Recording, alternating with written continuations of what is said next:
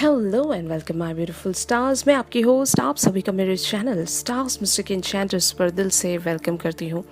Guys, आज की जो रीडिंग्स हैं it is based upon divine feminine and divine masculines mutual energies क्या है, मतलब उन दोनों की करंटली जो म्यूचुअल एनर्जीज एक्सचेंज है वो किस लेवल पर है, आज की इस रीडिंग्स में जानेंगे गाइस। तो बने रहिए मेरे इस वीडियो पर और मेरे इस चैनल को ज़रूर सब्सक्राइब कीजिए, बेल नोटिफिकेशन को हिट करके मेरी न्यूएस्ट वीडियोस की अपडेट्स को हासिल कीजिए गाइस। तो चलिए बढ़ते हैं आज की इस रीडिंग्स की तरफ। जैसे कि आप लोग कार्ड्स में देख सकते हो गाइस, यहाँ पर एनर्जीज डिवाइन फेमिनिन और डिवाइन मैस्कुलिन के लिए म्यूचुअल एनर्जीज आई हैं। Transformation, the creator, we are the world. तो ये एनर्जीज जो म्यूचुअल एनर्जीज हैं फेमिनिन्स और मैस्कुलिन की, ये क्या कहती हैं? तो सबसे पहले मैं आप लोगों को यहाँ पर बताना चाहती हूँ गाइस, ट्रांसफॉर्मेशन वाली एनर्जीज को क्लैरिफाई किया है द जजमेंट वाली एनर्जीज ने।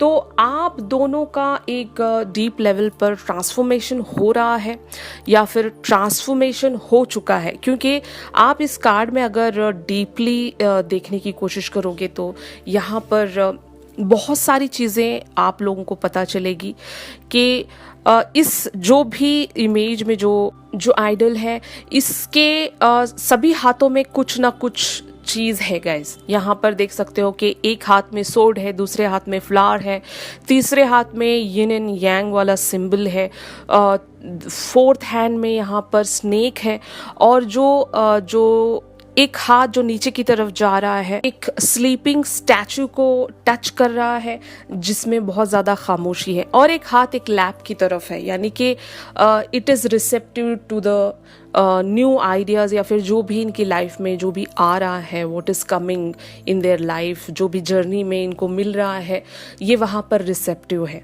तो इन सारी चीज़ों के साथ आप एक चीज़ में कंक्लूजन लेकर आ सकते हो गाइस कि आप लोगों की अवेकनिंग हुई है। जो एक हाथ में सोर्ड है वहाँ पर आप लोगों ने एक इल्यूजन को कट करके चीज़ों को क्लियरली देखना शुरू किया आप दोनों ने। और अगर आप लोगों की लाइफ में कोई मतलब अनसर्विंग चीज़ें थी तो आपने उन सारी चीज़ों को मतलब अपनी लाइफ से डिक्लटर किया है, कट आउट कर दिया है। अब वो सारी चीज़ें आप लोगों को डिस्टर्ब करने के लिए नहीं है। तो स्नेक की एक ऐसी क्वालिटी है कि वो अपने आप में एक रिजुविनेशन लेकर आती है। जैसे कि सांप अपनी केचुली छोड़कर अपनी स्किन छोड़ देता है, फिर वो मतलब उसकी स्किन नए से ग्रो होती है। तो ये सारी चीज़ों में आप मतलब इस वे में ट्रांसफॉर्म हुए हो। उसी तरीके से यिन एंड यांग वाली एनर्जीज ये कहती है कि एक बैलेंस, यानी कि जो भी आपके अंदर क्वालिटीज़ हैं या फिर जो भी आपके अंदर चीज़ों को समझने की ड्युअलिटी है, वहाँ पर एक बैलेंस आया है। मतलब आप चीज़ों को दो तरीके से देख सकते हो, positive side as well as negative side. तो एक्सट्रीम्स में भी देख सकते हो और लोएस्ट में भी देख सकते हो। तो ये सारी चीज़ें आप लोगों में धीरे धीरे ट्रांसफॉर्म हो रही हैं। उसी तरीके से एक हाथ एक स्लीपिंग आइडल की तरफ जा रहा है, तो इसका मतलब ये है कि आपने अपने इनर सेल्फ को टच किया है। आपने अपने मतलब डीप इनसाइड जो भी आपकी मतलब इनवर्ड्स जो भी फीलिंग्स हैं या फिर जो भी इमोशंस हैं वहाँ तक आपने कनेक्शन बनाया है। ओके, जो एक्चुअल में एक साइलेंस है, हमारा अंदरूनी साइलेंस, जहाँ पर एक बहुत ही डीपेस्ट वे में बातें छुपी होती हैं, इमोशंस छुपे होते हैं जो कि हम किसी से शेयर नहीं कर सकते, किसी को बता नहीं सकते। बहुत सारी ऐसी बातें होंगी गाइस जो आपने अभी तक किसी से भी शेयर नहीं की, वो सिर्फ आपको पता है, आपके इनर सेल्फ को पता है और गॉड को पता है। तो आपने उन सारी चीज़ों में भी बैलेंस लाना सीखा है, यानी कि आपका जो डीपेस्ट जो भी पेन था वहाँ से आप लोगों ने ट्रांसफॉर्मेशन हासिल की है। और जो क्लैरिफाइंग कार्ड है यहाँ पर द जजमेंट वाली एनर्जीज गाइस, तो द जजमेंट वाली एनर्जीज एक्चुअली एक न्यू बिगिनिंग है। यहाँ पर भी ट्रांसफॉर्मेशन की बात आती है, यानी कि एक ऐसा स्टेट होता है जजमेंट वाला जहाँ पर मतलब सब कुछ ख़त्म हो जाता है, यानी कि समझ लो किसी रिलेशनशिप का बिल्कुल ही एंड हो गया, वहाँ से कोई भी मतलब समझो ऐसी कोई उम्मीद ही नहीं है कि वापस से ये स्टार्ट में जा सकता है। तो जजमेंट का कार्ड जब ऐसी सिचुएशन में आता है तो देयर इज़ अ होप, क्योंकि ये एक और अपॉर्चुनिटी है आपके लिए, एक नई बिगनिंग है। यहाँ पर बहुत सारी चीज़ों को फॉरगिव किया जा सकता है, बहुत सारी चीज़ों को फॉरगेट किया जा सकता है। तो फॉरगिव एंड फॉरगेट वाली एनर्जीज हैं यहाँ पर। आपने अपने सिंस को, बहुत लोगों ने कुछ ना कुछ पाप किया है, ऐसा कोई इंसान नहीं होगा इस दुनिया में जिसने कोई पाप ही नहीं किया। अगर उसने कोई पाप ही नहीं किया तो वो भगवान कहलाएगा। तो एब्सोल्युटली आपके जो इनर सिंस हैं, जो सिर्फ आपको पता है, ऐसे पाप जो भी आपने किए हैं उनको आपने माफ़ करना है, यानी कि माफ़ किया है। ठीक है, आपने खुद को माफ़ किया है। तो याद रखना गाइज, जैसे कि मैं सेल्फ लव, सेल्फ केयर की बात करती हूँ, उसी तरीके से अगर ऐसी कोई आपने ऐसा कोई पाप किया है या फिर ऐसा कोई सिन आपने किया है, तो पहले तो उसके लिए माफ़ी मांगने की कोशिश कीजिए भगवान से। ओके, और उसके लिए पहले खुद को माफ़ करना होता है। यानी कि अगर हमारा कोई ऐसा सिन है जहाँ से हम कभी कभी खुद को भी सज़ा दे रहे होते हैं उस सिन के लिए, तो अपनी सोल को माफ़ करना बहुत ज़रूरी है। क्योंकि अगर हम खुद को माफ़ करेंगे तभी हम बाकी चीज़ों को पॉजिटिवली अपने लाइफ में लेकर आ सकते हैं, यानी कि उस सिन को दोबारा ना करने का फैसला कर सकते हैं। तो एक काइंड ऑफ अ मर्सी है, ये अपने आप पर मर्सी है। तो अपने आप पर भी रहम करना बहुत ज़रूरी है। तो ये सारी चीज़ें आप लोगों के अंदर आ गई हैं। अगर कोई ऐसा सिन था, कुछ ऐसी पास्ट में आप लोगों की मिस्टेक्स रही हैं जहाँ पर आपने खुद को अभी तक माफ़ नहीं किया था, तो आपने माफ़ करना सीखा है। जब आप अपने आप को माफ़ करोगे तो आप एब्सोल्युटली सामने वाले को भी माफ़ करोगे। तो ये सारी एनर्जीज़ आप लोगों की म्यूचुअल एनर्जीज़ हैं गाइस, के आप लोगों ने बहुत ही डीप लेवल तक का ट्रांसफॉर्मेशन अचीव किया है इस कनेक्शन में, इस रिलेशनशिप में, जिसको हम डिवाइन मैस्कुलिन और डिवाइन फेमिनिन्स कहते हैं। तो अगर आप डिवाइन फेमिनिन वाली एनर्जीज़ में हो तो आपने इस हद तक का ट्रांसफॉर्मेशन अचीव किया है। अगर आप मैस्कुलिन वाली एनर्जीज़ में हो तो you have to go through from all these things. अभी आपको ये सारी चीज़ें करने की ज़रूरत है, क्योंकि मैस्कुलिन्स अपने इनर सेल्फ से इतनी इजीली कनेक्ट नहीं हो पाते हैं। लेकिन आपके मैस्कुलिन, जब उनके लिए भी ये म्यूचुअल में कार्ड आया तो वो कोशिश कर रहे हैं इन सारी चीज़ों को अचीव करने के लिए। ऑलराइट गाइस, तो अब यहाँ पर दूसरा कार्ड लेते हैं, the creator and the magician का। तो व्हाट इज़ द क्रिएटर? तो सबसे पहले क्रिएटर यहाँ पर इस कार्ड में देख सकते हो कि इस पर्सन के अंदर एक आग है, एक फायर है, जो कि एक पैशन कह सकते हैं, एक कुछ क्रिएट करने का जज्बा कह सकते हैं, एक जोश कह सकते हैं, एक क्वालिटी कह सकते हैं, एबिलिटी कह सकते हैं, जहाँ से ये बहुत कुछ क्रिएट कर सकता है। ओके, और साथ ही साथ मैजिशियन की एनर्जी आई है। मैजिशियन वो कार्ड है गाइज कि आप अपनी डेस्टिनी खुद डिसाइड करोगे। You are the creator of your own destiny. ऐसा नहीं, मैं ये नहीं कहना चाहती हूँ कि आपकी किस्मत आप खुद लिखोगे, नो, बट हाँ, आप अपनी किस्मत को बेटर बना सकते हो। ओके, बेटर बना सकते हो, क्योंकि एक भगवान ने ही आपकी किस्मत लिखी है, there is no doubt in it. लेकिन आप के पास ऑप्शंस दिए जाते हैं भगवान की तरफ से ही। आपकी लाइफ में बहुत सारे ऑप्शंस मिलते हैं आपको, तो आप कौन सा ऑप्शन पिक करोगे अपनी लाइफ में। तो ये सारी चीज़ें यहाँ पर मैटर करती हैं। ये सारी चीज़ें यहाँ पर दर्शाती हैं कि आपकी लाइफ में ये जो चेंज आया है आपके मैस्कुलिन के आने के बाद या फिर आपकी डिवाइन फेमिनिन के आने के बाद, तो आप एक क्रिएटर बन गए हो। आप अपने पैशन को, आप अपने उस फायर को, आप अपनी उन सारी क्वालिटीज़ को, एबिलिटीज़ को एक मैजिशियन की तरह आप इस्तेमाल कर रहे हो। एक मैजिशियन की तरह आप बहुत सारी चीज़ों को अपनी लाइफ में क्रिएट करते जा रहे हो। एक क्रिएटिविटी आपके अंदर आ गई है जो कि पहले बिल्कुल नहीं थी। इस आग को आप किसी भी फॉर्म में यूज़ कर सकते हो। जैसे कि आपकी लाइफ में बहुत सारे एरियाज़ ऐसे रहे होंगे जहाँ पर आप बिल्कुल भी वर्क नहीं करते थे। भले आपके टैलेंट्स हो या फिर आपकी स्टडीज़ हो जो कि बिल्कुल ही डेड पड़ी हुई थी। जैसे ही आपने एक एक अवेकनिंग हासिल की, एक ट्विन फ्लेम जर्नी में आपने कदम रखा, एक ट्रांसफॉर्मेशन जब आपको मिली तो आप क्रिएटर बनना शुरू हो गए। मतलब जो इससे पहले कार्ड आया था, ट्रांसफॉर्मेशन होने के बाद ही एक कोई इंसान क्रिएटर बन सकता है। तो आपकी ट्रांसफॉर्मेशन इतनी ब्यूटीफुली वे में हुई है आपके इस कनेक्शन में कि आप अपनी लाइफ के मैजिशियन बन गए हो। आप अपनी लाइफ को उसी डायरेक्शन में लेकर जा रहे हो जिस डायरेक्शन में आप लेकर जाना चाहते हो। So these are the very beautiful energies guys, कि आप में वो पावर, आप में वो क्रिएटिविटी अभी आ गई है जो कि पहले बिल्कुल भी नहीं हुआ करती थी।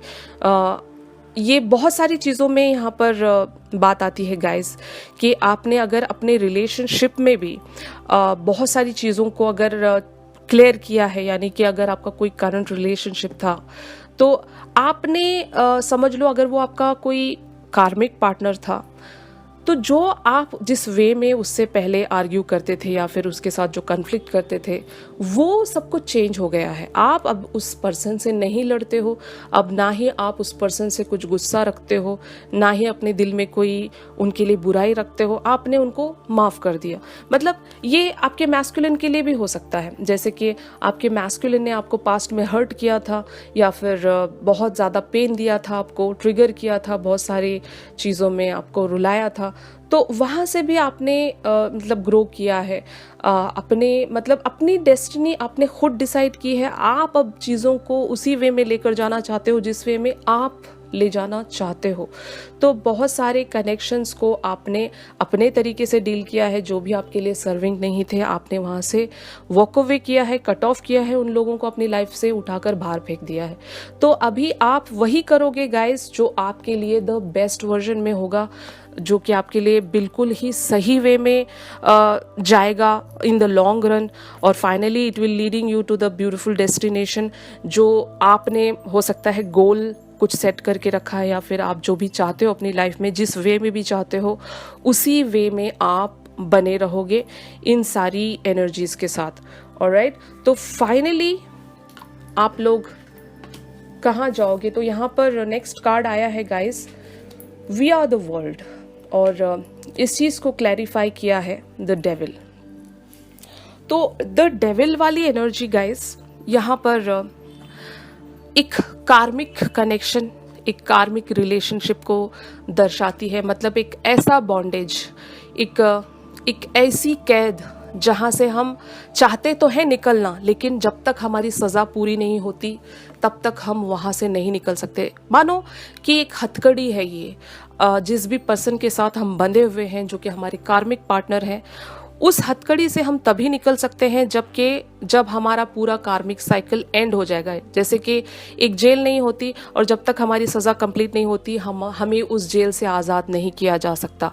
तो सेम वही बात यहाँ पर आती है, आपको कैद हुई है, आपको जेल हुई है उस कार्मिक पार्टनर के साथ। जब तक आप अपनी पूरी सज़ा कंप्लीट नहीं करोगे, अपना कार्मिक साइकिल उस पर्सन के साथ जब तक आप कंप्लीट नहीं करोगे, तब तक वो हथकड़ी नहीं खुलेगी और आप उस कैद से आज़ाद नहीं हो सकते। तो यहाँ पर वी आर द वर्ल्ड, ये आपके मैस्कुलिन हैं गाइस। तो गाइस इस कार्ड में अगर आप देख सकते हो तो इसमें मतलब सभी लोग कनेक्टेड हैं और डांस कर रहे हैं इस ग्लोब पर। मतलब एक ह्यूमैनिटी का कार्ड है गाइस। तो ये एब्सोल्युटली ये आपका कनेक्शन है आपके डिवाइन मैस्कुलिन से या फिर डिवाइन फेमिनिन से, जो भी आपके ट्विन फ्लेम है। तो यहाँ पर कोई फियर नहीं है, मतलब they are dancing, they are happy, they have finally reached to that level जहाँ पर ना ही कोई इन्फीरियरिटी है ना ही कोई सुपीरियरिटी है। आप लोग एक कॉमन ग्राउंड पर आ गए हो, आपने अपना सारा साइकिल कंप्लीट कर लिया है। सारे जो भी लाइफ के कार्मिक साइकिल्स हैं आप दोनों ने वो सारे कुछ अचीव कर लिया है। फाइनली आप लोग एक बहुत ही हैप्पीली इस चीज़ को कंटिन्यू कर रहे हो यूनिवर्स में। ओके, यूनिवर्स में आप लोगों का एक न्यू स्टार्ट हुआ है, एक न्यू बिगिनिंग हुई है। ये कब पॉसिबल होगा गाइस? जब आप अपने कार्मिक साइकिल से कंप्लीटली बाहर आओगे, ओके, तब ये चीज़ पॉसिबल होगी। ये एक नई बिगिनिंग है जहाँ पर कोई फियर नहीं है, कोई आपको बांध कर रखने वाला नहीं है। जैसे कि द डेविल वाली एनर्जी में आप एक हथकड़ी में बंधे हुए थे, लेकिन यहाँ पर आप आज़ाद हो, आप बहुत ज़्यादा खुश हो एक दूसरे के साथ, आप हैप्पीली उस चीज़ की तरफ आगे बढ़ रहे हो जहाँ पर आपका वर्ल्ड है, यानी कि यूनिवर्स में आपका वर्ल्ड है। तो ये एक डिवाइन यूनियन का कार्ड है guys, we are the world, यानी कि आप दोनों एक दूसरे के लिए एक दुनिया हो, और आप दोनों की वो दुनिया कब अचीव होगी, जब आप इन सारी चीज़ों से छूट जाओगे, सारी चीज़ों से आज़ाद हो जाओगे, तब जाकर आपको ये दुनिया मिलेगी, ये दुनिया हासिल होगी जो कि आपकी खुद की दुनिया है, जहाँ पर आप बहुत ज़्यादा खुश हो, कोई आपको रोकने वाला नहीं, टोकने वाला नहीं, कोई बॉन्डेज नहीं है, कोई मतलब किसी तरीके की कोई लिमिटेशंस नहीं है। आप वहाँ से बिल्कुल ही हैप्पीली इस कनेक्शन को फील कर सकते हो, जी सकते हो और मेंड कर सकते हो, फाइनली एक यूनियन बना सकते हो। ओके, तो ये डिवाइन यूनियन का भी कार्ड है गाइस। तो एब्सोल्युटली ये आप लोगों की लाइफ में है, 100% है, बट यहाँ पर देखना होगा कि आपकी सज़ा कितनी है, आपकी जो कार्मिक साइकिल की सज़ा आपको कितने साल की सज़ा मिली है, ये चीज़ सिर्फ और सिर्फ डिवाइन ही हमें बता सकते हैं कि हमें कितने साल की सज़ा मिली है और हमारा जुर्म कितना बड़ा था। तो ये सारी एनर्जीज आप लोगों के लिए म्यूचुअल हैं गाइस। तो अगर आज की रीडिंग्स आप लोगों के साथ रेजोनेट कर रही हैं तो एब्सोल्युटली आप लोग ट्विन फ्लेम जर्नीज में हैं। तो अभी यहाँ पर फाइनली यूनिवर्स का मैसेज आप लोगों के लिए क्या है ये देखते हैं गाइस। तो गाइज यहाँ पर आप लोगों के लिए कार्ड आया है एल मोरिया का। तो ये एक एसेंडेड मास्टर है, ओके, और आप लोगों के लिए यहाँ पर अफर्मेशन आती है I stand in my power. तो आप लोगों के लिए मैं ये एक मैसेज मतलब जो भी यहाँ पर लिखा हुआ है ये मैं आपको पढ़कर सुनाती हूँ और फिर इसको एक्सप्लेन भी करूँगी। तो ये आपसे मतलब इस कार्ड में आपके लिए बहुत सारी चीज़ें हैं जो आपको समझने की ज़रूरत है। In drawing this card, you are asked to lead by example, employing the self-discipline, strength and integrity of an ascended master. You are reminded to use your power for the highest good. तो guys ये जो भी आपका journey है यहाँ पर आपको अपने पावर का, अपनी इंटीग्रिटी का, अपनी स्ट्रेंथ का, सेल्फ डिसिप्लिन का, सबका यूज़ करना है और आपको एक एग्जाम्पल बनकर दिखाना है, क्योंकि ये जर्नी आप लोगों के लिए इतना आसान नहीं है, क्योंकि यहाँ पर बहुत सारी चीज़ें मैटर करती हैं। आपके कार्मिक साइकिल्स हैं और आप अपने कार्मिक साइकिल को जितना पीसफुली कंप्लीट करते हैं उतनी जल्दी ये आपका कार्मिक साइकिल एंड हो जाएगा और आप अपनी ट्विन फ्लेम जर्नी में एक डिवाइन यूनियन की तरफ पहुंचोगे गाइस। तो ये सारी चीज़ें आज की इस रीडिंग्स में थी गाइस। अगर आज की रीडिंग्स आपको पसंद आई है, अगर आपके साथ रेजोनेट कर रही हैं तो मेरी इस वीडियो को ज़रूर लाइक कीजिए। और अगर आप लोग अपने पर्सन के बारे में इन डेप्थ जानना चाहते हैं तो मेरी दी गई कॉन्टैक्ट डिटेल्स पर आप लोग मुझसे कॉन्टैक्ट कर सकते हो गाइस। तो चलिए मिलते हैं अपने अगली रीडिंग्स में, तब तक के लिए आप सभी अपना ख्याल रखिए। Stay safe, stay blessed, take care, bye bye.